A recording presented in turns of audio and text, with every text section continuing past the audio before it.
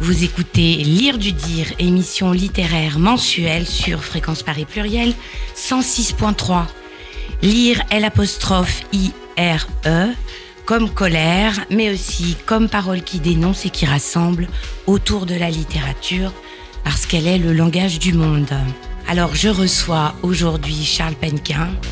Charles Penquin est un poète au sens intégral du terme, ce qui veut dire bien sûr que sa bibliographie est impressionnante et unique et qu'il réalise également des dessins, des vidéos, mais aussi des lectures performances ou des lectures accompagnées de musique.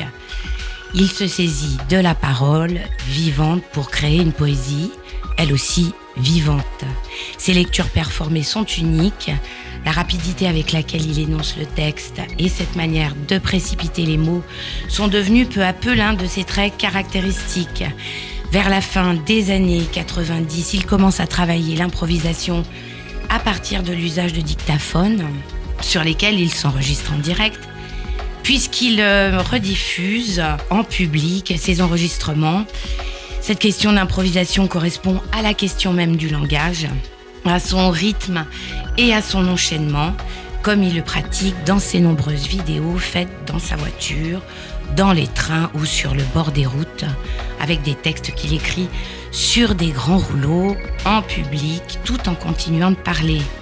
Il a aussi fondé en 2007 l'Armée Noire, avec ses amis Antoine Bout, Cécile Richard, Jérôme Bertin et Edith Azam. L'intitulé Armée Noire vient d'une expression du Cambrésis, qui signifie les laissés pour compte ou bien qui désigne des gens peu recommandables. Il transforme cette acception en incluant le public à l'acte de création lors de soirées où les gens sont invités à participer pour inventer ensemble. Donc l'Armée Noire, ça devient aussi le public, tous ensemble pour créer dans cet acte de création. Je l'invite aujourd'hui pour qu'il nous parle de son livre sorti le 10 février, Dehors Jésus, publié chez Paul. Et je reprends la présentation qu'il en a faite à l'occasion des lectures musicales qui se déroulent donc en ce moment en février à Paris. Jésus se réveille en pleine nuit, putain. Il ne sait plus où il dort, où est-ce qu'il crèche à cette heure. Putain, Jésus, il sait plus. Il a tout paumé en se réveillant. Oui, Charles Penquin a écrit une vie de Jésus. C'est un peu la sienne et celle de tous les autres. Jésus est dans la ville, il va en Belgique pour voir son amoureuse, il voit des potes dans les galeries d'art, mais Jésus préfère toujours aller dehors. Jésus dit, soyez passants, passez de l'en dehors à l'en dedans et soyez perdurants, éternisez-vous dans la passade. C'est un peu comme des vacances, dehors, je cite, dehors, c'est la vivance, dit Jésus. Pour lui, nous sommes des machines qui se mettent à penser et les pensées passent dans nos paroles et par nos doigts. Alors Jésus est avant tout, pour Charles Penquin, un poète. C'est même tout un poème depuis l'enfance du petit Jésus dans les paysages nordistes jusqu'à aujourd'hui, où le poète trace dans le sable sa pensée inquiète sur le monde. Dehors Jésus est un livre avec des histoires, comme celle du jeune Bobby, l'adolescent en détention. Jésus, c'est aussi la main de Charles Péguy, le devenir des poètes poissons et des solutions pour le vivant extrémophile. Alors, Charles Penquin, Dehors Jésus, est-ce que vous pouvez nous parler de ce livre, de sa place dans son œuvre et aussi de tout ce que je viens de citer de votre livre? Oui, Jésus, Dehors Jésus, en fait... J'ai écrit d'abord un premier texte où je parlais de Jésus qui était dans la ville, qui se promenait dans la ville, et je pensais à une ville comme Marseille, par exemple, une ville en bord de mer. Après, j'ai fait une improvisation, comme on habite en Bretagne avec ma femme et ma fille, on habite au bout de la Bretagne. Donc à Douarnenez, je me suis promené, et là, à Douarnenez, j'ai fait Jésus dans la ville, mais dans une autre ville de bord de mer, et là je marchais, je suis entré dans un cimetière, il y avait plein de croix, donc j'improvise. C'est aussi par rapport au lieu, c'est lié à la performance, et donc Jésus, ça m'est déjà arrivé avec Comprendre la vie par exemple. J'ai fait ça avec Comprendre la vie, en faisant un stage de comprendre la vie. C'était un stage de 4 jours où, à la fin, il fallait comprendre la vie. Hein. Ouais. Et donc, j'avais écrit après le livre. Et là, c'est pareil, c'est d'une écriture et aussi d'un accompagnement dans la vie avec la performance, des choses, des gesticulations, des improvisations, des choses qui sont dans la bouche et qui sont dans le texte.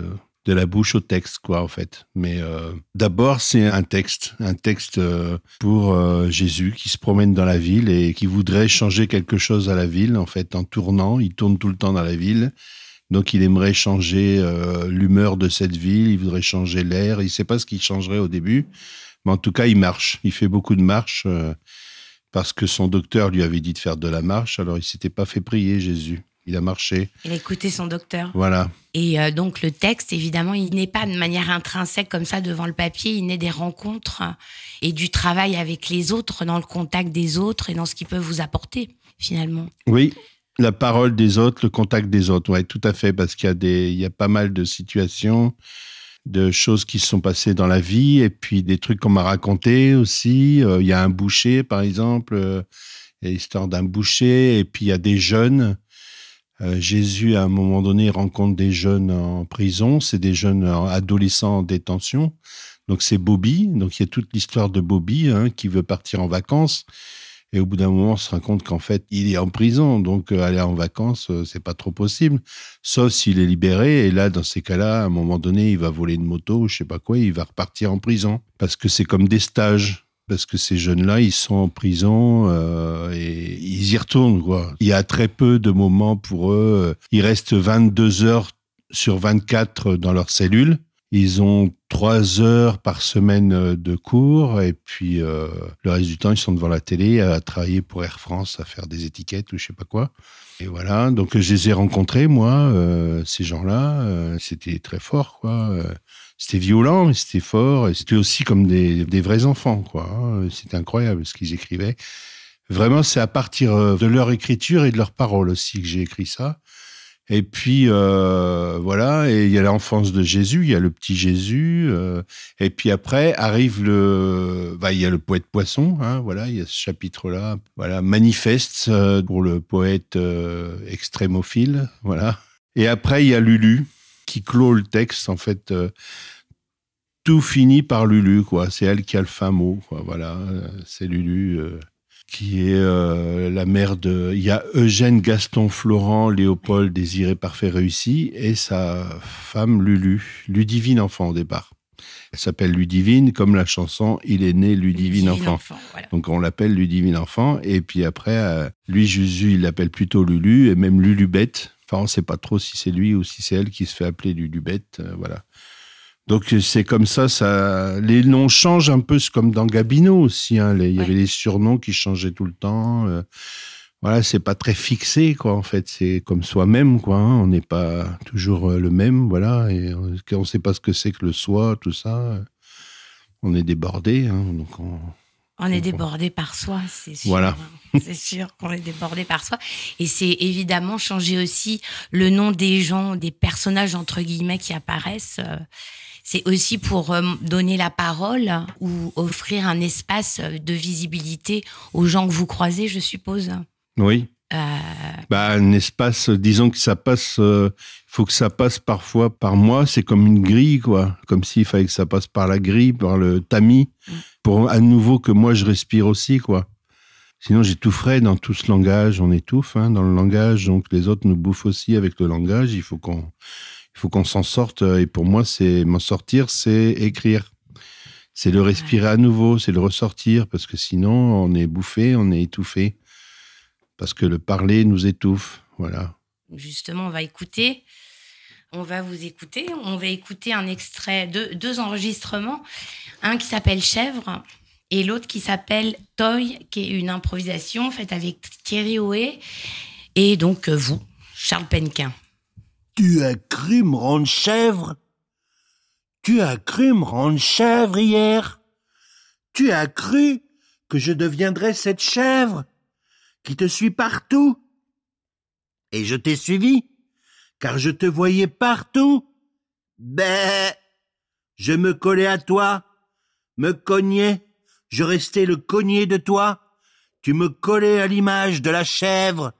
Ben, et j'aurais pu rester chèvre.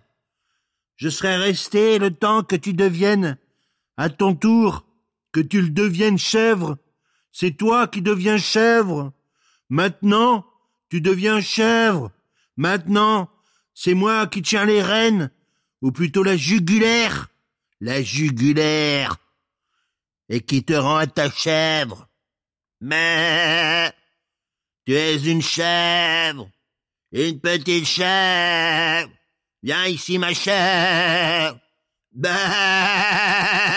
viens là, que je te prenne.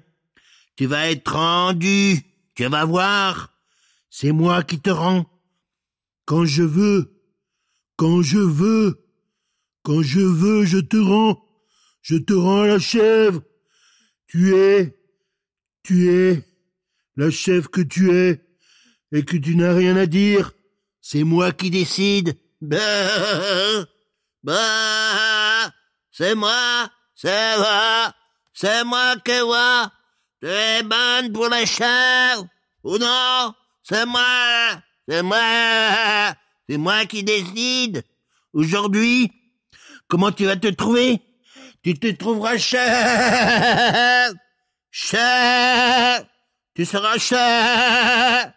Ta petite chèvre, ta chèvre, toute petite trouille, va, petit animal exploité, petite âme exploitée, petite tentacule rentrée, pulletée, boulottée, petite boule dans un coin, petit esprit, petite boulotte, esprit boulot, esprit de boulotter, boulot de ton esprit, boulot de ta tête, petit boulot, petite tentacule, petit rigolo, esprit rigolard que tu es, tu vas devenir chèvre, tu m'entends là? Tu m'entends? Tu m'entends là, petite chèvre? Tu entends le monsieur quand il te parle? Petite chèvre, tu entends le bonhomme là? Il te parle. Va te rendre chèvre.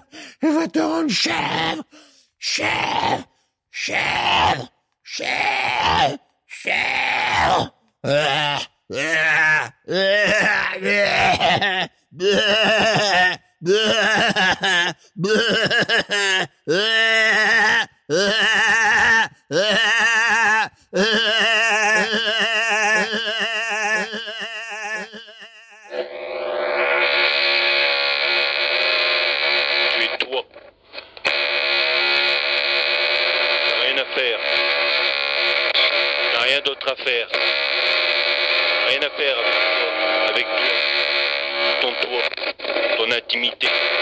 Rien à faire avec ton intimité. C'est pas ton intimité. T'as rien à faire dedans, dans l'intimité de toi. Ce que tu vas faire dans toi, dans ton intimité, c'est pas ton intimité. Pas toi là. C'est qui? Ton intimité. Est-ce que t'es dedans, dans ton intimité, de ta parole?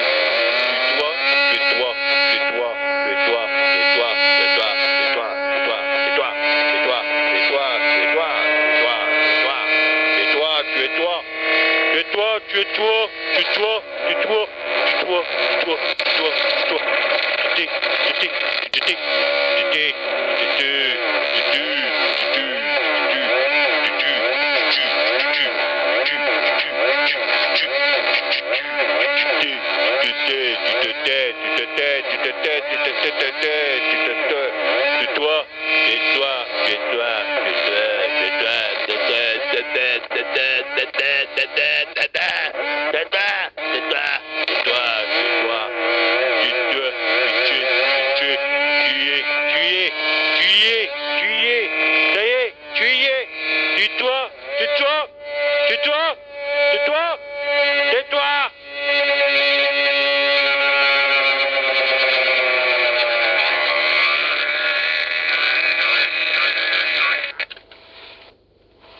Vous écoutez Lire du Dire, Fréquence Paris Pluriel 106.3, et je reçois Charles Penquin, poète, performeur, enfin je sais pas, j'ose pas trop dire tout ce qu'il peut faire. Je le reçois pour son dernier livre sorti chez Paul, Dehors Jésus. Alors Charles Penquin, justement, vous avez donné des concerts, des lectures musicales avec de Dehors Jésus, avec Jean-François Pauvros. Est-ce que vous préparez d'autres sortes de spectacles? Et est-ce que ce sont des spectacles ou l'élaboration d'un échange avec le public qui fait aussi bouger le texte? Ça s'élabore comment, tout ce contact, toute cette mise en voix du texte? Bah déjà, j'ai du mal avec le mot spectacle, en Voilà. fait. Mais c'est vrai que souvent, les gens, ils disent, à la fin, ils disent, ah, c'était pas mal, hein, votre spectacle. C'était bien, hein, le spectacle et tout. Alors, Et c'est bon, quoi je laisse dire, mais... C'est quoi, alors on peut dire, c'est Un qu'est-ce que c'est? concert, une lecture, voilà, gesticuler, quoi. Mais c'est vrai que c'est difficile. Mais souvent, disons, quand je fais des trucs seul, déjà, c'est difficile de dire... Bah, les gens peuvent dire spectacle, mais en même temps, parce que c'est vrai qu'il y a une proposition... avec différentes choses dedans, lecture à voix nue, avec micro, mégaphone, je tourne autour des gens. Mais ça m'a toujours un peu quand même travaillé, cette histoire d'être devant des gens, de gesticuler devant eux, d'éructer, de vociférer, de verbigérer. Parce que souvent, je le faisais tout seul aussi. Je fais tout seul des trucs, je peux écrire en parlant, je peux aller dehors, me filmer, m'enregistrer au dictaphone ou au téléphone, faire des vidéos dans la rue, dans le train, et faire des perfs tout seul. Il n'y a pas besoin de public, en fait. Même le public est un empêchement, en fait, parce que c'est comme un tas. C'est un tas immobile. Il faut traverser le tas, il faut secouer le tas, il faut lui rentrer dans l'art. Alors, est-ce que c'est un spectacle, ça? Ben, je sais pas. Peut-être les gens, ils entendent ça, j'en sais rien.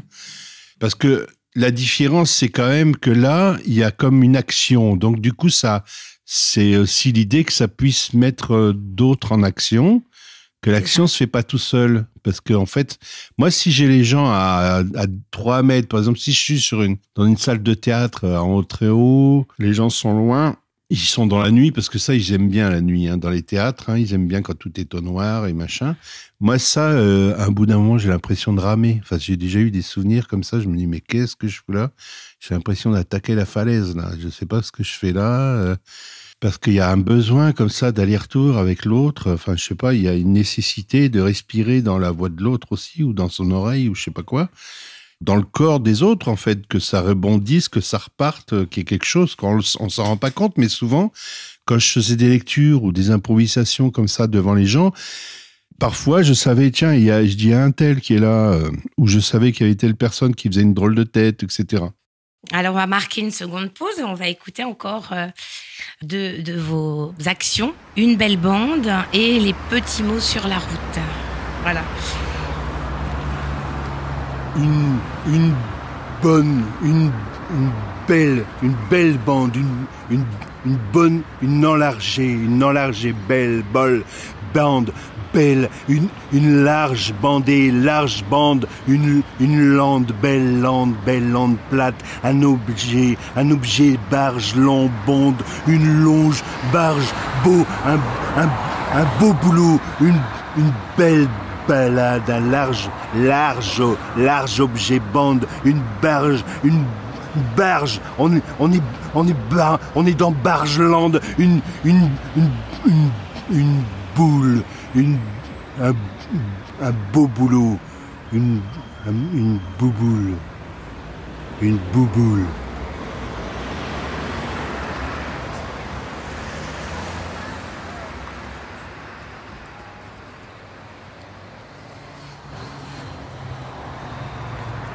Je cherche mes mots, mes petits mots. Venez les petits mots, venez à moi, mes petits mots à moi. Ils doivent en rester là, en creux, tout contre moi. Venez venez vous blottir, venez même dans moi les petits mots, restez cachés, restez dedans les petits mots, ne partez pas dehors, restez noués, tassez-vous bien au fond de ma gorge, dans les tréfonds de moi, dans les organes, l'organe d'une voix, la petite voix, tout entassé, restez tassés les petits mots, ne sortez pas, n'allez pas vous montrer, restez avec papa, c'est le papa des petits mots qui vous parle, c'est votre petit papa les petits mots, et qu'est-ce qu'il a dit papa? Il a dit quoi, le papa des petits mots? Il a dit de rester là bien sagement, tranquille, oui, restez tranquille les petits mots, moi tout compte, tout doux, oui comme ça, oui c'est bien, tout doucement, dodo, fais dodo contre papa, les petits mots, papa va vous raconter une histoire, papa va parler à ses petits mots, papa a des choses à leur dire, papa va vous endormir, dodo, les petits mots, allez, il était une fois un grand méchant mot, il était une fois dans la ville plein de grands méchants mots avec des gens dedans, il était une fois des petits mots qui s'étaient perdus et les méchants gens, ils voulaient du mal aux petits mots parce que les petits mots savaient pas, les petits mots, ils étaient tout gentils les petits mots, car au départ, c'est tous des petits mots tout gentils au tout départ de tout, et les méchants gens, avec les méchants mots, ils les voient, les méchants gens, ils veulent les attraper pour dire des méchantes choses à tous les petits mots, pour les remplir de méchantes choses en dedans, pour que ça grouille de toute la méchanceté dedans, pour leur faire avaler qu'il faut méchamment parler à tous les petits gens, et les petits mots, ils résistent, c'est dur de dire des saloperies quand on est un tout petit mot, tout gentil, tout doux, tout mignon, câlin, les petits mots, câlin, dodo, papa va aller dehors maintenant, papa doit aller travailler maintenant, restez bien noués, restez bien, papa doit partir travailler maintenant, restez bien au chaud, bien tassés les petits mots, restez bien sages, bien rentassés, allez, bien dodo dans la gorge à papa, allez, bien dodo dedans papa. Vous écoutez Lire du Dire, Fréquence Paris Pluriel, 106.3, et je reçois Charles Penquin, poète, performeur, dessinateur, peintre et tant de choses. Je le reçois pour son dernier livre paru chez Paul, Dehors Jésus. Alors Charles Penquin, qu'est-ce que c'est un vivant extrémophile? Déjà pour vous poser cette question qui me taraude. Oui. C'était le poète extrémophile. C'est-à-dire qu'en fait, dans Poète Poisson, je dis que voilà, il y a peut-être eu à chaque fois, à chaque bond du vivant, il y a eu peut-être un poète qui s'est placé là, quoi. En fait, dès que l'animal a perdu ses nageoires et a fait pousser ses pattes, il y avait peut-être un poète aussi pour sauter sur la rive, je sais pas quoi. Et en fait, aujourd'hui, l'idée c'est un peu aussi, c'est pas une blague, mais c'est des anti-carnivores, il y a les végétariens, mais je dis voilà, c'est justement par rapport à ces organismes extrémophiles, parce qu'en fait, il y a 3 catégories de vivants. Il y a nous, on fait partie des eucaryotes, ça s'appelle, c'est-à-dire en fait les plantes, les animaux, donc c'est tout le visible. Après, il y a l'invisible, c'est les bactéries, tout ça. Et puis, il y a une 3e partie, c'est les archées. Et dedans, il y a des animaux qui vivent dans les lacs très chauds. Voilà, c'est des organismes extrémophiles qu'on dit. Voilà. Donc, en fait, peut-être qu'il y aurait un bond à effectuer, humain, à bouffer ses propres déchets radioactifs. Enfin, voilà, c'est dans le texte, c'est ça. Ça rendrait service à la planète. Voilà. Et oui. Et ces conditions, peut-être que le poète, il arrive à transcender un peu la condition humaine pour aller dans ces extrêmes-là, si on peut définir ce que c'est qu'un poète. Donc, écrire, alors pourquoi écrire, ça c'est une grande question. Et est-ce qu'écrire vient avant de parler ou avant d'être dans cette action? Ou est-ce que c'est le contraire? Justement, on a évoqué ça au début de l'émission. Tout le texte de Dehors Jésus, c'est là-dessus, ça se base là-dessus. C'est-à-dire qu'en fait, Jésus, j'y réfléchis parce que j'ai lu des livres, par exemple, notamment de Jérôme Prieur et comment ils s'appellent les deux, là, Prieur et Mordillat.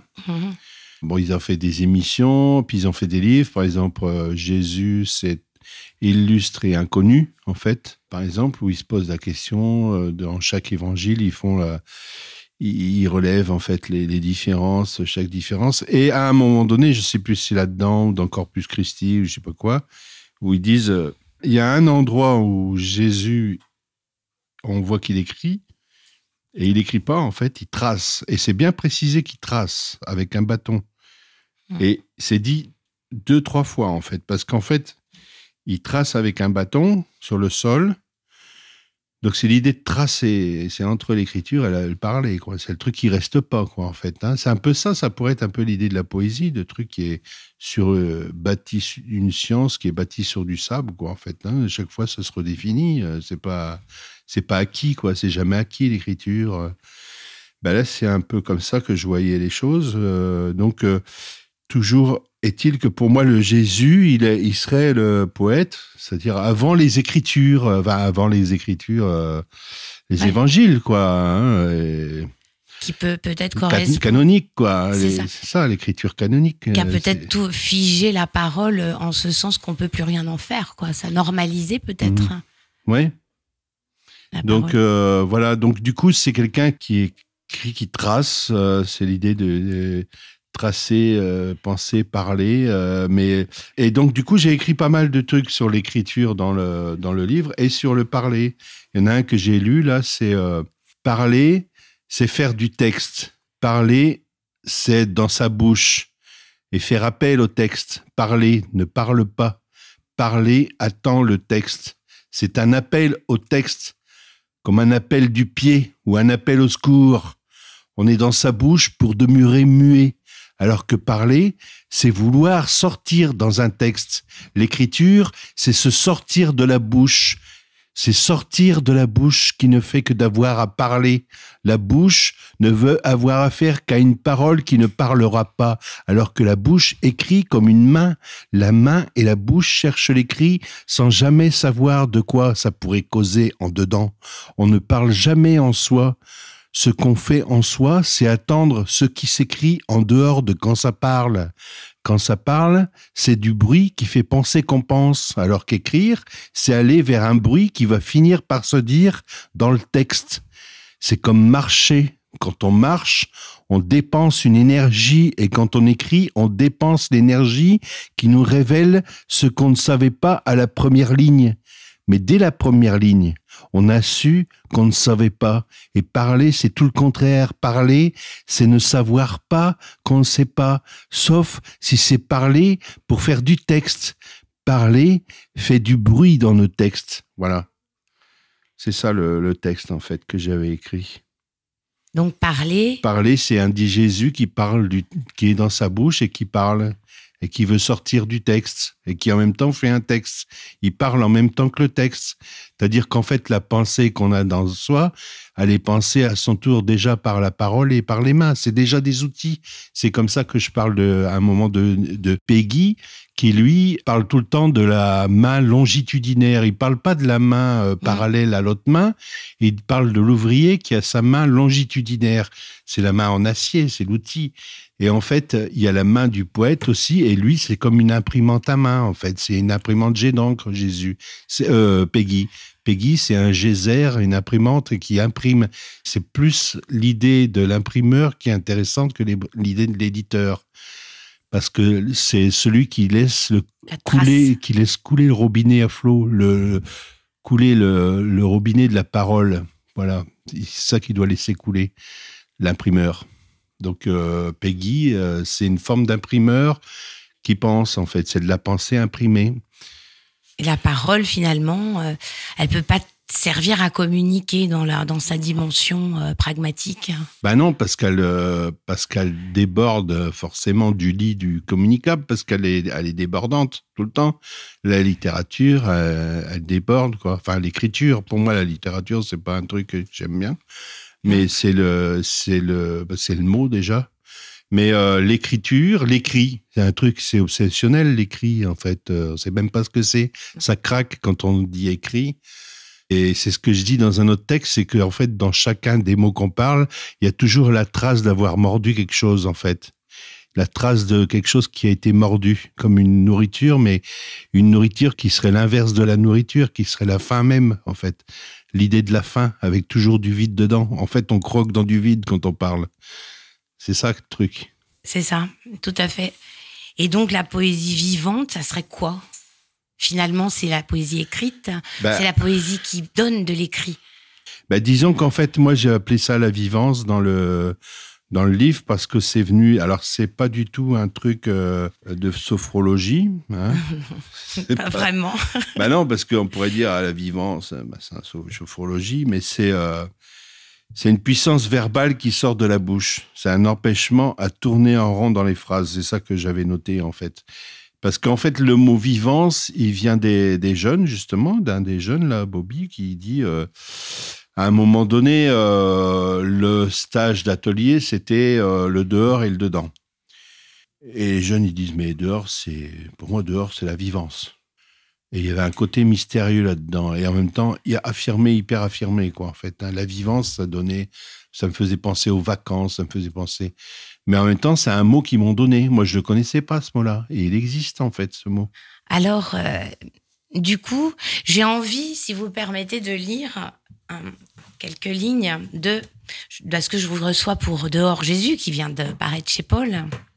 Je lis un passage. Les mots n'ont aucun intérêt. Les mots ont été faits et refaits par les prétendants, les prétentieux à l'écriture. C'est pour ça que les jeunes ne croient plus en la littérature, au pouvoir des mots. Parce que pour eux, il vaut mieux brûler plutôt que d'avoir des mots. Parce que les mots leur ont dit. Toutes les écritures, tous les écrivains avec leur écriture, ça leur a dit. Toute la littérature qui s'étale comme ça pour ennuyer le monde. Tous ceux qui prétendent en être. Tous les prétendus et les prétendants.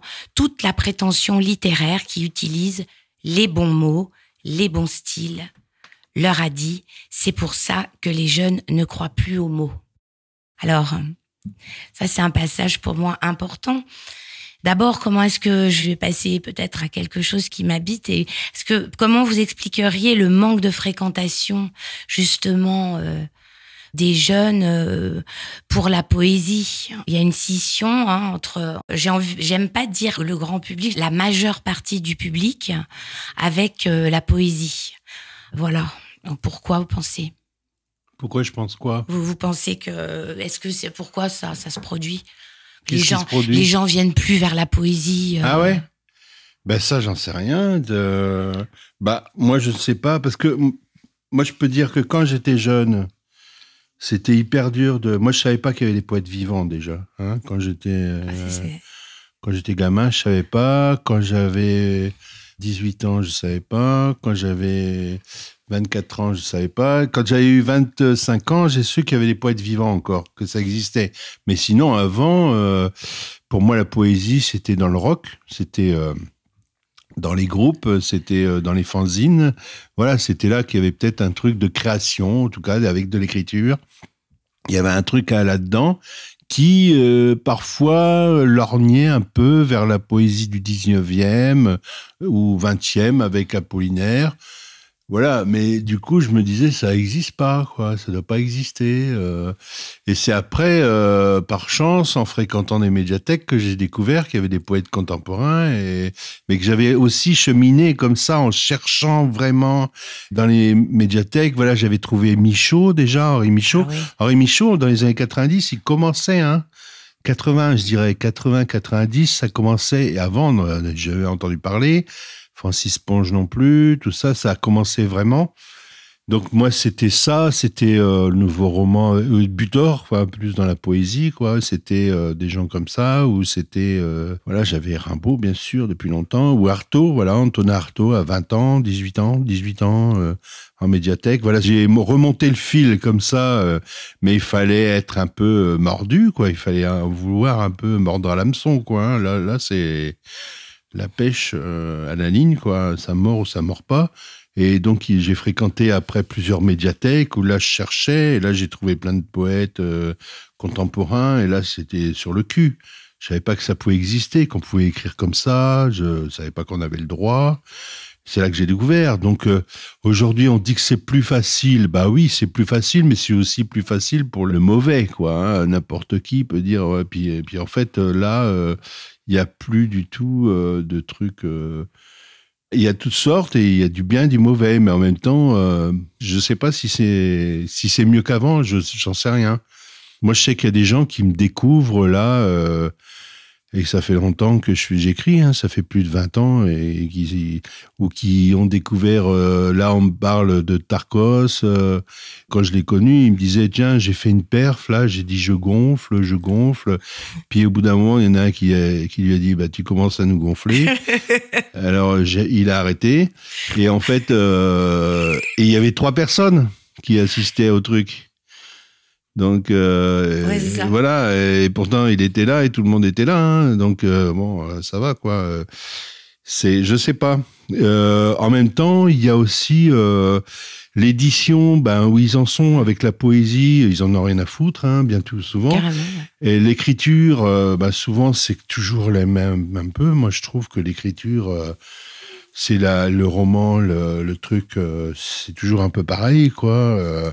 C'est très 19e, en fait. Hein. Il y a un gros problème de je sais pas, de culture de ces gens qui écrivent.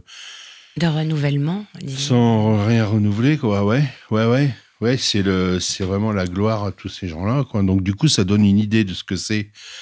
Aux jeunes et tout, alors ils se disent c'est pas possible, quoi. De toute façon, c'est pas intéressant.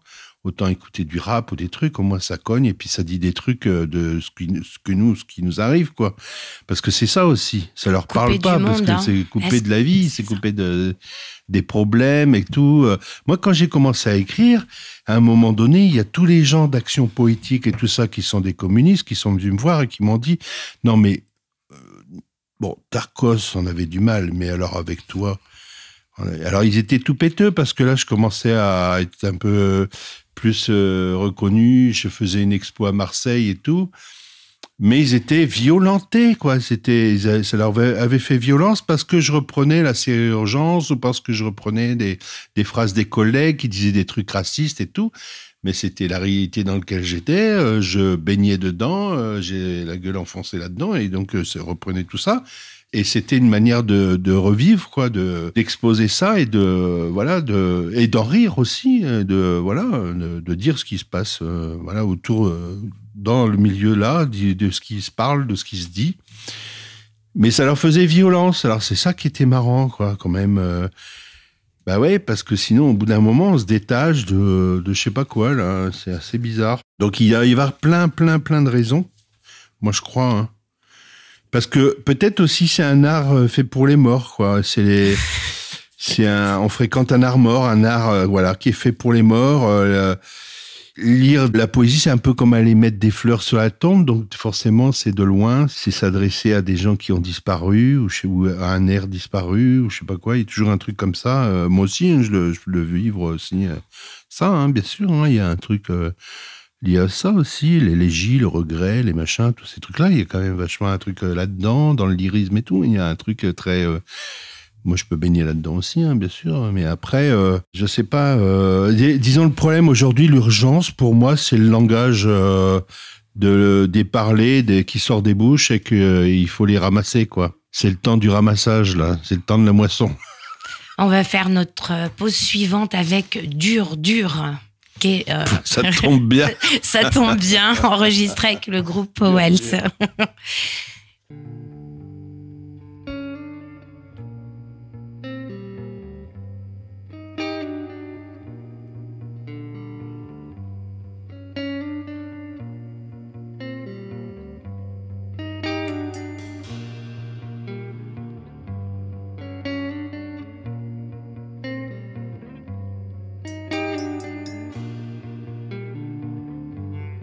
Tous les jours, et tous les jours, et tous les jours, et tous les jours, et tous les jours,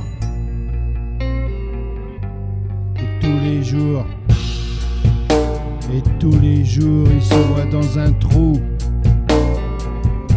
Et tous les jours, il se veut sortir du trou. Et tous les jours, la vie, c'est comment voir la vie. Et tous les jours, la vie ressemble au trou d'où il est né. Et tous les jours, il voit comment sa vie. Et tous les jours, sait pas comment faire pour exister. Et tous les jours, c'est pas une vie, c'est pas une vie d'exister.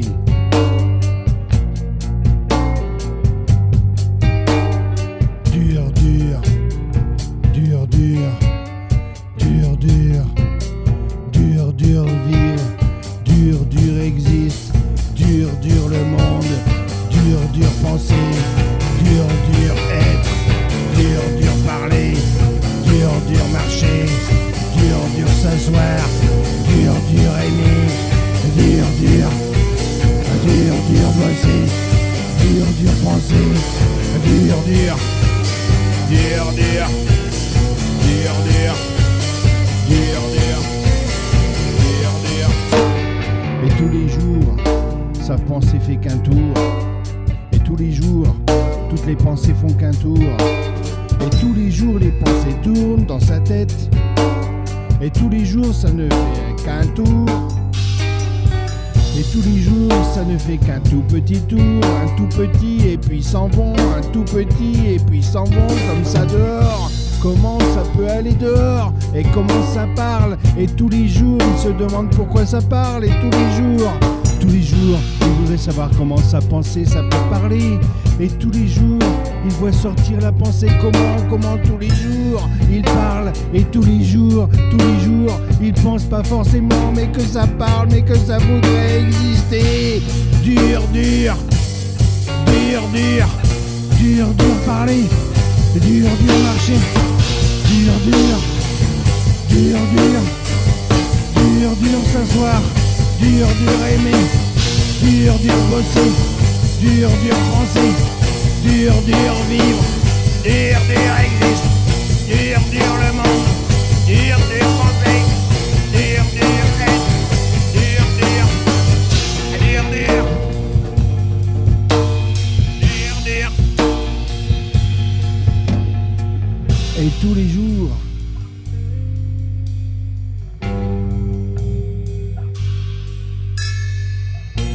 tous les jours, sa pensée fait qu'un tour. Et tous les jours, c'est comme le sang. Le sang ne fait qu'un tour. Le sang tourne dans la tête comme la pensée. Et la pensée sort dans la bouche. Et la bouche parle. Et tous les jours, il y a des bouches qui parlent. Et tous les jours, il a sa bouche et son petit tourment. Il est dans son tourment. Et tous les jours, il veut plus tourner, car il a son tourment, c'est son tourment opérateur. Et tous les jours, il faudrait opérer, être son opérateur, son tour opérateur. Et tous les jours, il a son tour opérateur. Vous écoutez Lire du Dire, Fréquence Paris Pluriel 106.3. Je suis avec Charles Penquin pour son dernier livre Dehors Jésus, sorti chez Paul. Alors Charles Penquin, est-ce que la poésie est un acte militant? Est-ce que c'est possible et surtout comment? Je sais pas, c'est difficile parce que Ouais. c'est difficile de militer pour l'écrit. On milite pour l'écriture, pour quelque chose qui nous traverse de ce truc qui tortille les vérités, qui entremêle tout ça. Et donc du coup. Est-ce que c'est le militantisme? C'est très difficile. Moi, on m'a demandé il n'y a pas longtemps, j'ai écrit un texte pour Mimo Lucano. C'est un maire d'Italie qui a hébergé des réfugiés dans son village. Donc, il risque 13 ans de prison. Il y a un livre qui va sortir en France. Il y a pas mal de gens qui sont intervenus. Et il a pas mal de soutien en Europe, ce maire-là. Parce qu'en fait... il risque quand même de la prison pour avoir créé dans son village, il a permis de faire renaître des métiers, des gens qui sont installés là et tout, et donc ça fonctionnait très bien. Mais ce qui est arrivé à un moment donné, je crois que c'était par rapport aux déchets, parce qu'il y avait la société, en Italie, c'est géré par la mafia, donc là il a fait appel à une autre société qui était créée par des réfugiés, entre autres, Et donc, du coup, là, ça n'a pas plu à la mafia et la politique et tout ça. Et donc là, ils l'ont foutu dedans, quoi, en fait. Donc, du coup, c'était... Mais pour moi, écrire un truc... sortir de sa langue pour écrire, c'est pas, pour moi, c'est un difficile, c'est comme un compromis. Donc, j'ai du mal à, parce qu'on me dit écrire pour, je sais pas, moi, ça m'est déjà arrivé pour les sans-papiers, il y avait eu Ouvrier vivant, c'était un truc. Et en même temps, à l'époque, en tout cas, c'était dans les années 90, on disait ouvrier sans papier, hein, c'était ça, donc c'était le terme, hein, maintenant on dit migrant, mais c'était ouvrier sans papier, et les gens, voilà, je me disais, mais qu'est-ce que je peux dire? Alors il fallait écouter les témoignages, on allait voir les gens dans les différents lieux où ils étaient, hein, dans Paris, là, et on écoutait les témoignages. Mais moi, à un moment donné, je me suis dit, je vais écrire un texte, mais ça va servir à rien, quoi. Je sais pas à quoi ça va servir. Donc, c'était un texte assez violent, en fait, sur la France. Et là, j'ai écrit un texte, bon, je sais pas, quoi. C'est l'idée de...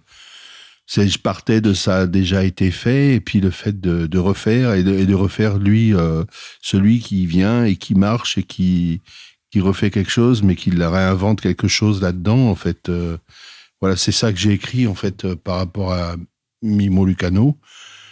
Mais il y a toujours cette difficulté parce que moi j'en lis aussi on en a lu avec Camille qui en lit aussi pas mal, qui est ma femme qui lit beaucoup, quoi, de choses militantes, politiques, etc. Et moi j'en lisais aussi avec par exemple le comité invisible, mais qui était toujours très critique vis-à-vis de l'art et de la poésie.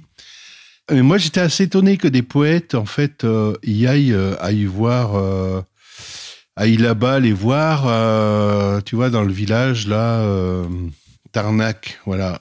Et il y avait Jean-Marie Glaise qui est allé là-bas, tout ça, il a écrit des textes.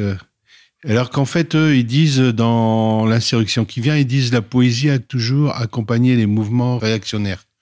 Ils le disent clairement, hein, noir sur blanc dans le livre. Ils disent le spleen, c'est réactionnaire, et c'est pas vrai, quoi. Il y a quand même Baudelaire, il a failli aller, enfin, son livre était interdit, tout ça. Il a payé Baudelaire, hein, pour... bien sûr. Donc c'est quoi ces conneries? Et ils s'arrêtent forcément au 19e, ils connaissent rien à la poésie, mais ils ont un avis sur la question. Hein, ils ont un avis sur l'art, ils ont un avis sur... C'est quand même marrant, quoi. C'est un peu le tort de la philosophie, qu'il y a toujours un avis sur tout. Surtout qu'ils lisent pas de trucs qui, en dehors du 19e, ils sortent jamais dans le 20e, mais ils ont un avis. Voici, peut-être maintenant, ils connaissent Duchamp, bon, voilà. Et puis peut-être Dada, quoi. C'est un progrès, Duchamp, quand même. C'est le progrès, quoi. Falloir au moins 20 ans pour intégrer ça. Hein. Ouais, donc du coup... Donc c'est un peu gênant. Ouais. Mais c'est du militantisme, je sais pas, c'est du truc du petit à petit, du parler avec des autres, quoi. Voilà, de rencontrer toutes sortes de gens et puis de parler avec eux, quoi, d'écouter ce qu'ils se disent et puis de parfois trouver quelqu'un qui a une façon comme ça de faire danser son parler, quoi, de le manipuler, d'être obsédé par des mots. Il y a une forme de désir là-dedans et c'est ça qui m'intéresse, moi, c'est dans là-dedans. Ça arrive rarement, quoi. Ça peut arriver chez les gens, je sais pas. Mais est-ce que c'est du militantisme? Ça, j'en sais rien. On ne sait pas ce que c'est que le militantisme, je pense, ni que peut-être faire bouger l'émotion, la nôtre avec celle des autres, et puis faire avancer les choses en parlant et après, ou en écrivant et en écrivant. Peut-être que c'est ça aussi. Après, il y a à mener des actions, hein, mais après, moi, ce que je retrouve, c'est qu'il y a la parole des dominants et il y a ceux des dominés. Et peut-être qu'il faudrait pas que ce soit la même, quoi. Hein. Donc, du coup, il faudrait réviser là-dessus. Sur l'écriture, il y a quand même un boulot à faire, quoi. Oui. Ça, c'est clair.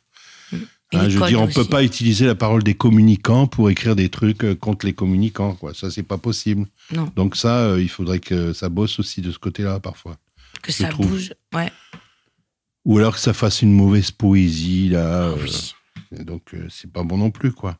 C'est quoi une mauvaise poésie? Une poésie avec des formules, des anaphores, des machins, tout fait, là. Le prêt à poésie, quoi. Voilà. Le kit. Il y en a une qui fait ça. Voilà, c'est ça, ouais.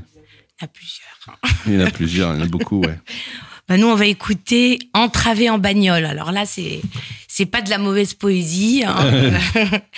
Voilà. C'est du gueuler. C'est du gueuler, mais c'est du parler. Et après, c'est du mot. Voilà, qu'il soit sur papier ou dans la bouche, et vice-versa. Et en bagnole. aller-retour. Et en bagnole.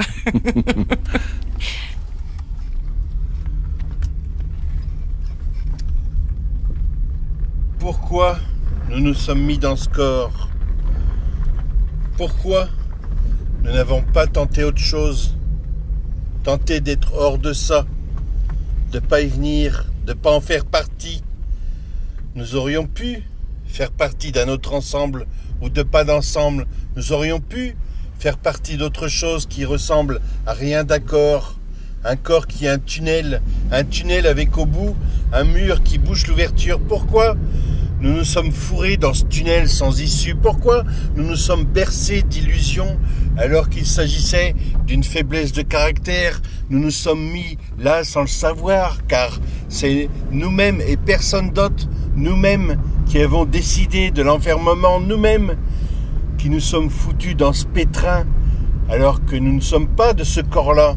Nous n'avons finalement rien à voir avec lui. Nous voulons chanter, nous voulons partir de ce corps au quotidien, ce pétrin quotidiennement remis au goût du jour, pour nous faire croire en des possibilités, nous donner accès à ces possibilités.